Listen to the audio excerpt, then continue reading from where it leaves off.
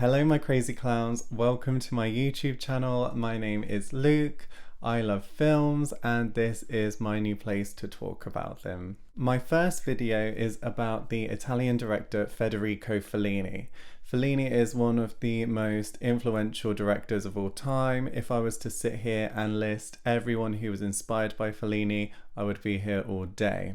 But some of those who have talked about him at length include David Lynch, Martin Scorsese and Terry Gilliam. Fellini has also inspired musicians including Bob Dylan and Lana Del Rey.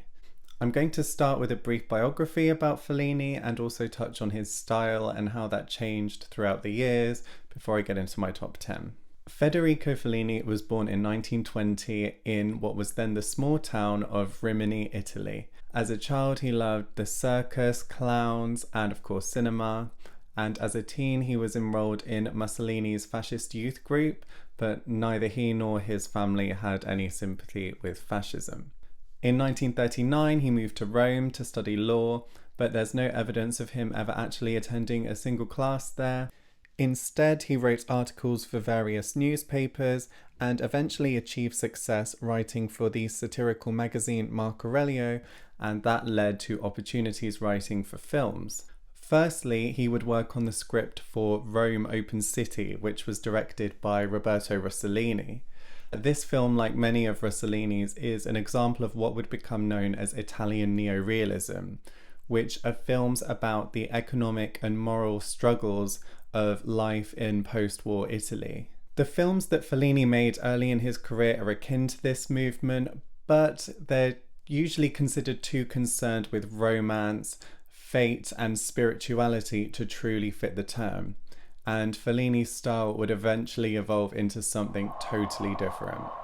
In the early 1960s, Fellini became interested in the works of psychologist Carl Jung, having previously undergone psychoanalysis to treat his depression. Fellini began to write down his dreams, now interpreting them as psychic manifestations of the unconscious. This was the turning point for Fellini's style. His narratives began to meander like dreams, characters fleetingly come and go as they do in dreams, and night could become day without any time having really passed.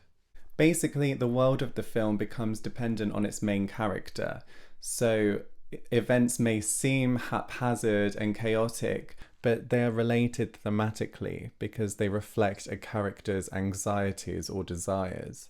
Fellini's style became so distinct that we now have the term Fellini-esque.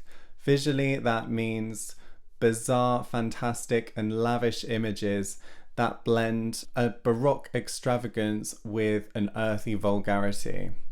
So with all that covered, let's get into the ranking. I won't give any spoilers, I will just talk about the premise a bit, and don't take the ranking too seriously, I'll probably change my mind. This is just a fun way to structure the video. First up, at number 10, we have Intervista. Intervista opens with a film crew working on a production that Fellini himself is directing, when a TV crew from Japan approach Fellini for an interview. What follows could be considered Fellini's autobiopic, one that blends memories from his life and career with dream and fantasy. But beyond that, Intervista is a love letter to the magic of cinema itself, with Fellini now in his late career at his most sentimental. It's hard not to be moved watching Marcello Mastroianni and Anita Ekberg watching their younger selves in the iconic Trevi Fountain scene from La Dolce Vita. Intervista was Fellini's penultimate film, and by this time in his career, his films weren't received with the enthusiasm they once were. His final film, The Voice of the Moon, actually didn't receive distribution in the UK and North America, and I wasn't a huge fan of that film, but it does include some very funny Michael Jackson shade.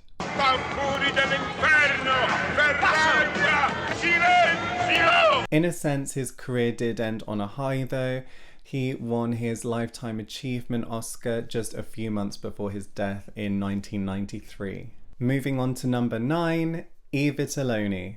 Evatoloni follows 5 friends who live in a small town on the Adriatic coast.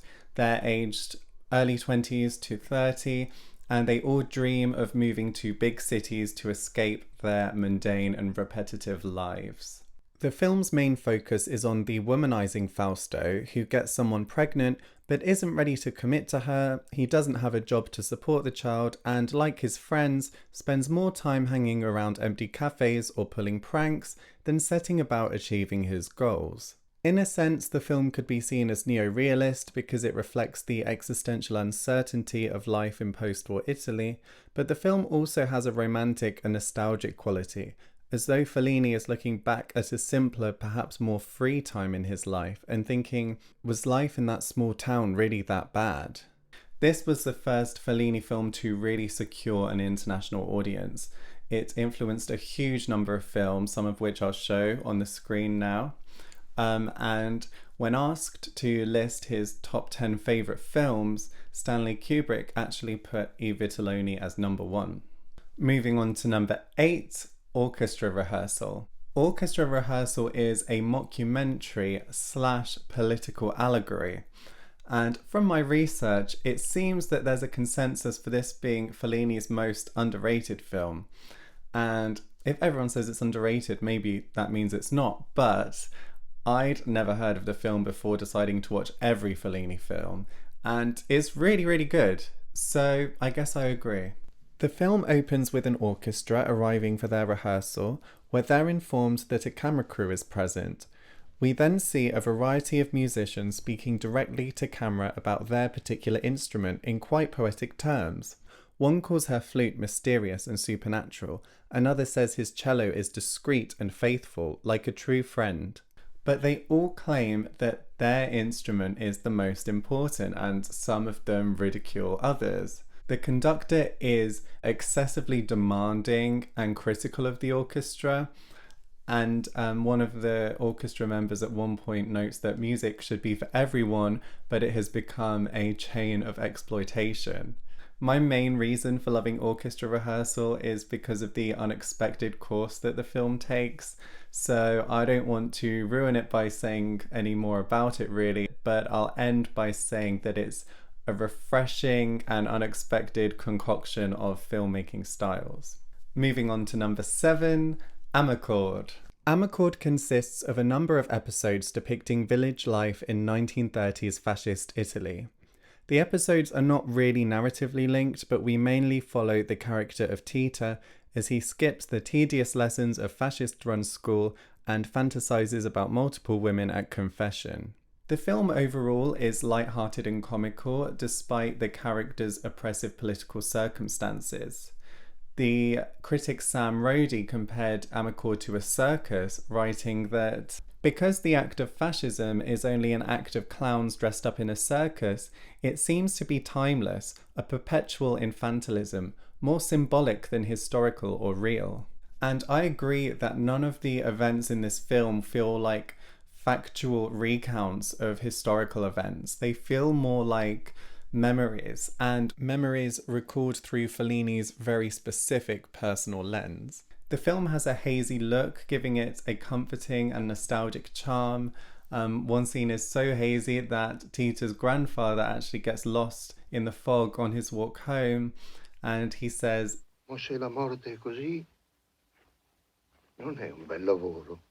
And I think that's a really adorable little scene that really speaks to Fellini's fondness for life and the characters of his memories. Moving on to number 6, Lastrada. Before we talk about Lastrada, I have to talk about its lead actress, Juliette Messina.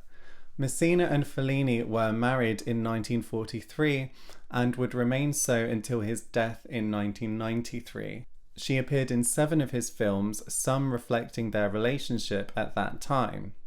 In 1945, they had a son together, but he died after only a few months, and this put a strain on their relationship and affected the conception of Lastrada. Gelsomina, played by Messina, is visited by Zampano, a strong man who breaks chains across his chest for the entertainment of others.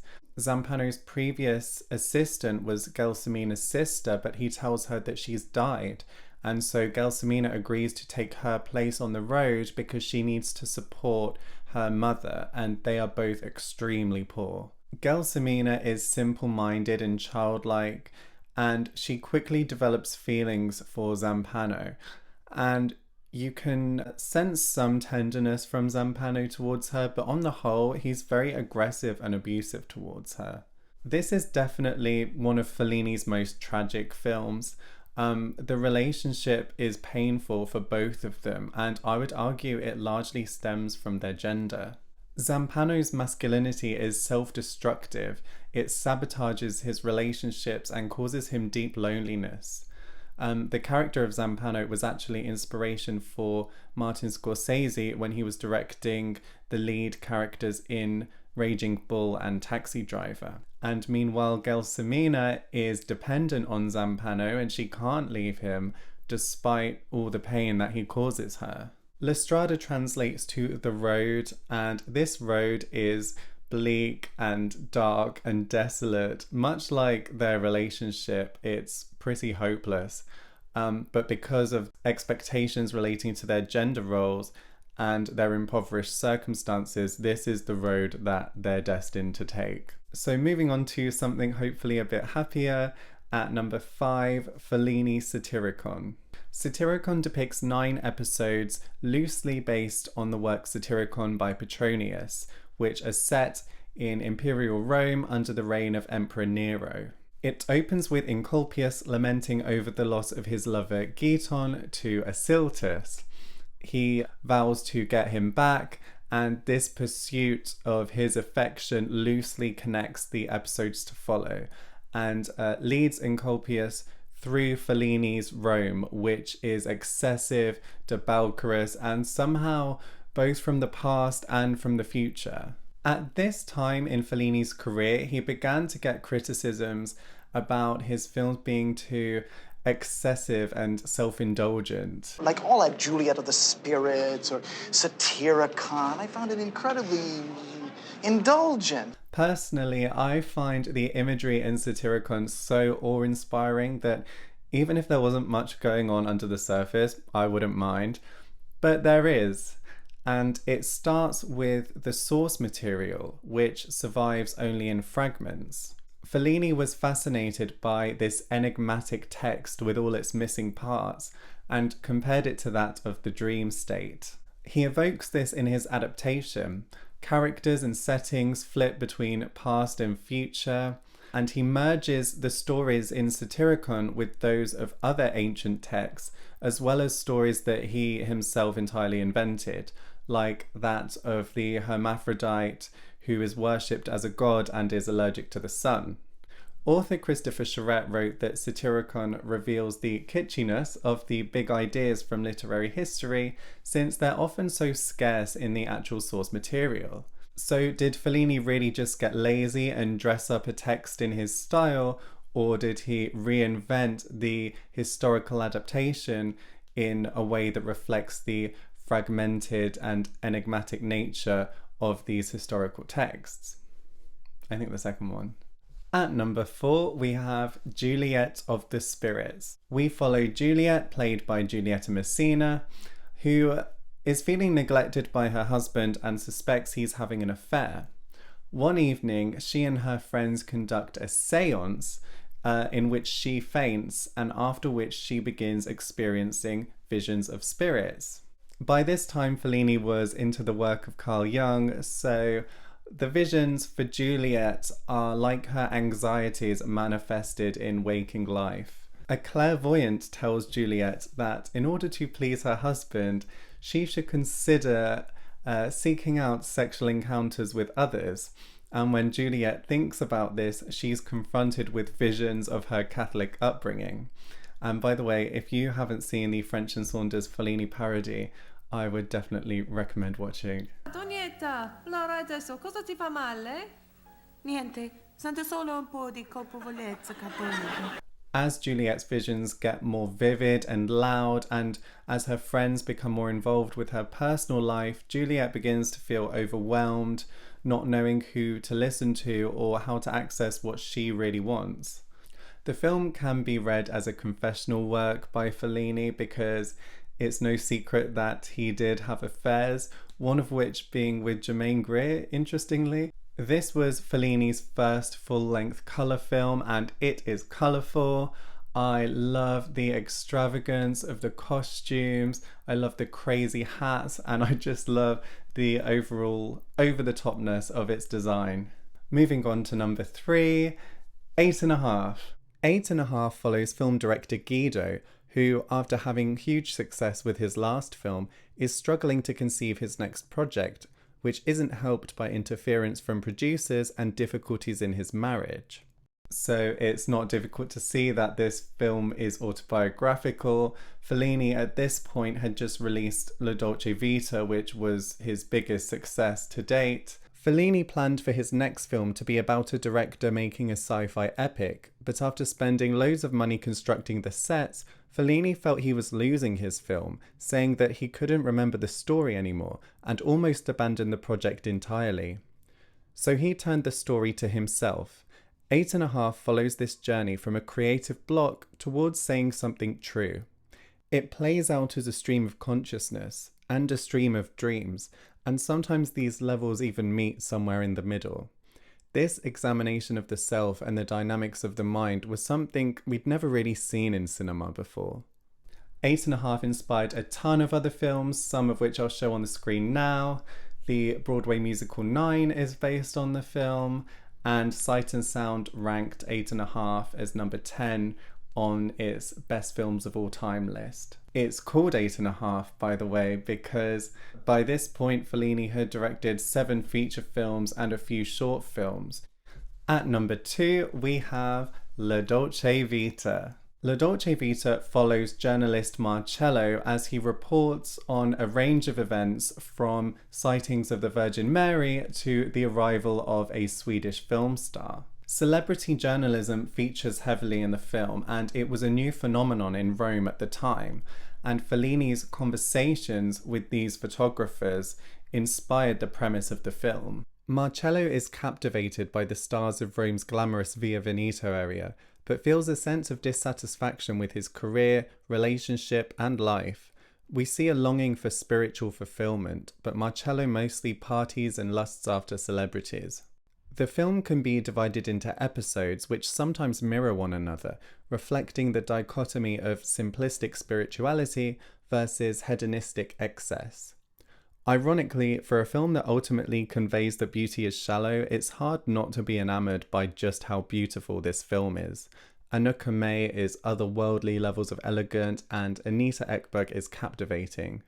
While Fellini had already seen critical success by this point, La Dolce Vita was a worldwide box office hit, and it added to the global fascination with all things Italian. The film was a critical success too, winning the top prize of the Palme d'Or at Cannes Film Festival. The film even gave us a new word, paparazzo. Fellini named one of the photographers this because it's an Italian dialect word for the annoying buzzing sound that a fly makes. And finally, my number 1 Fellini film is Nights of Kabiria. The film follows the feisty Kabiria, who works as a prostitute in Rome. She has a tough exterior, especially around her friends, but really she's very romantic and idealistic and aspires to find true love. The character of Kabiria first appeared in Fellini's earlier film The White Sheik, in which Juliette Messina also played her in a more minor role, and her performance inspired Fellini to make this film. The film opens with Kabiria and her boyfriend walking along a riverbank when, out of nowhere, he pushes her into the river and steals her bag full of money. This sets the tone for the bad luck that will follow Kabiria throughout the film, where her kind heart and trusting nature are repeatedly exploited.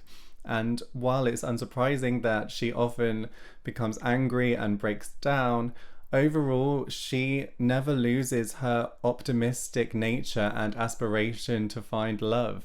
I know this plot sounds depressing, but really it's a mix of heartbreaking and funny and uplifting. And Messina is a joy to watch. She is so good at flitting between elated to furious to cocky in seconds. Fellini paints a varied portrait of Rome at this time, its post-war poverty on one hand and its emerging glamour on the other. Kabiria happens upon a range of scenes, one showing a man giving food to people living in caves, and also she encounters a movie star being dumped by his girlfriend before he then asks Kabiria to come home with him. The film won the Oscar for Best Foreign Language Film just a year after Lastrada did. Juliette Messina won Best Actress at Cannes, and attitudes to the film have only grown more positive over time. In 1998, the critic Janet Maslin updated the New York Times' initial mixed review of the film, saying now that there is more courage in the famous image of Juliette Messina smiling through her tears than there is in all the fire-breathing blockbusters Hollywood has to offer. It's not difficult to agree with that. The humanity in this film is so emotionally effective, and not in a way that exploits Kabiria's economic position or gazes at poverty. It's essentially a story about learning to see the joy in the world even when everything is awful, and really encapsulates Fellini's message that's prevalent across all of his films, that no matter what, never stop dreaming. And that is my top 10. Thank you if you made it this far. Let me know in the comments if you've seen any Fellini films and what you thought of it. If you haven't, does this make you want to watch one? And if you're a fan like me, what's your top 10? Don't forget to like and subscribe. I will see you next time. Bye. Blah, blah, blah, blah, blah. Why are you doing that? Well, I can dub it anyway. It makes no difference. Blah, blah, blah. Keep going. Well, for how long? No, until he runs out of money and then he has to stop filming.